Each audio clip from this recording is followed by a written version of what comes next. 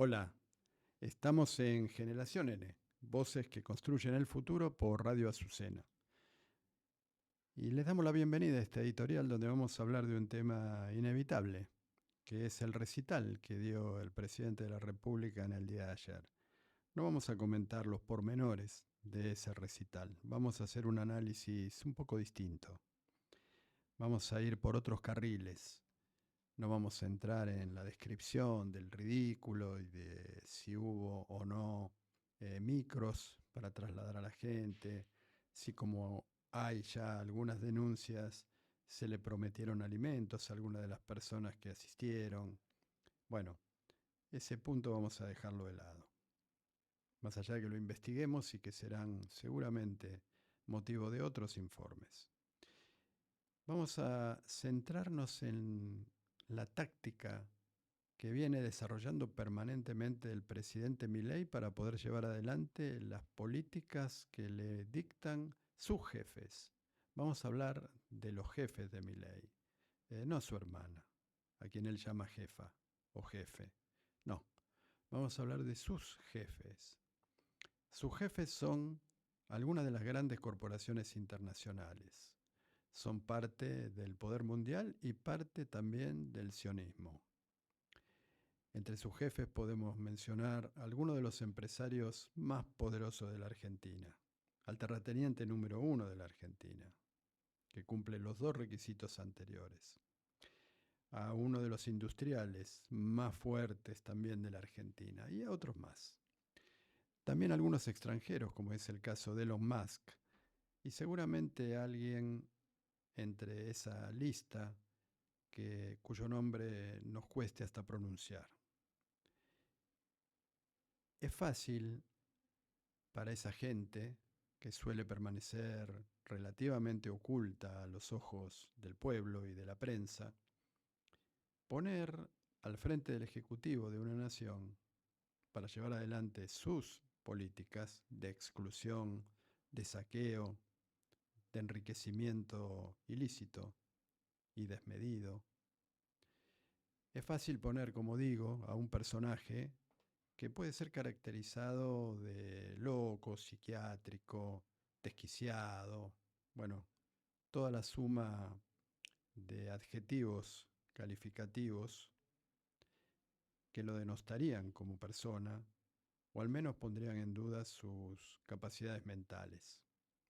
¿Por qué elegir un personaje así? Un personaje tan farandulesco, tan, tan poco propenso a generar relaciones de amistad en el resto del mundo. A las pruebas me remito con lo sucedido con España, con Colombia, Brasil, China.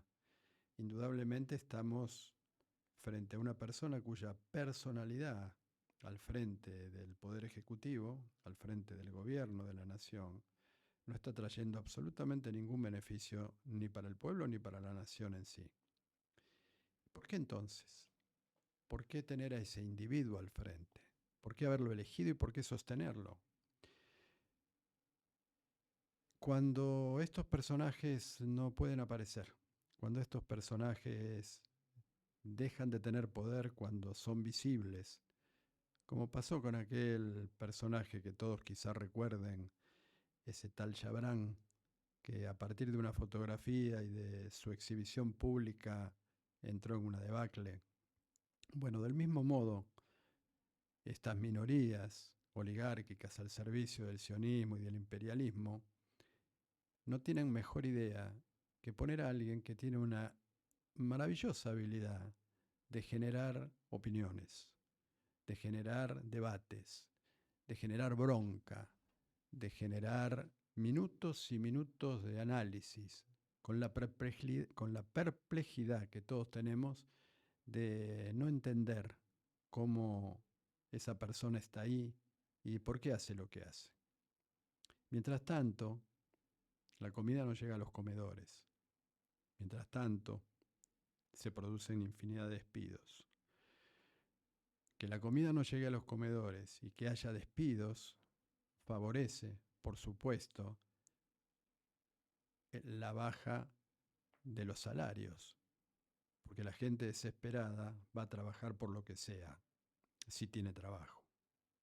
y cuando lo consigue, acepta condiciones que en otras condiciones más normales serían inaceptables.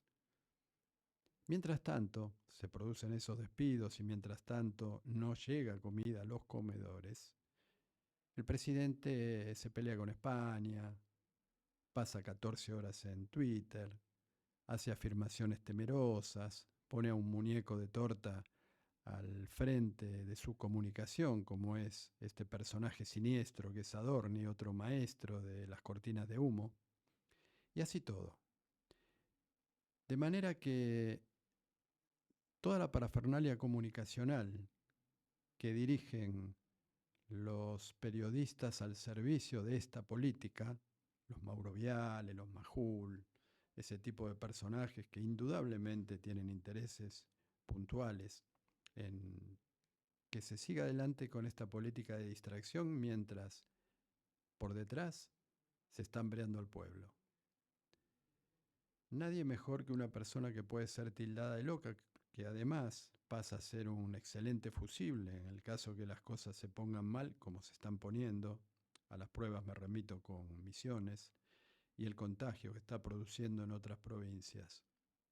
De manera que si algo tenemos que hacer es tratar por todos los medios de no reproducir las payasadas del presidente, de no entrar en pisar el palito, como se dice vulgarmente, y pasar horas y horas discutiendo o horas y horas eh,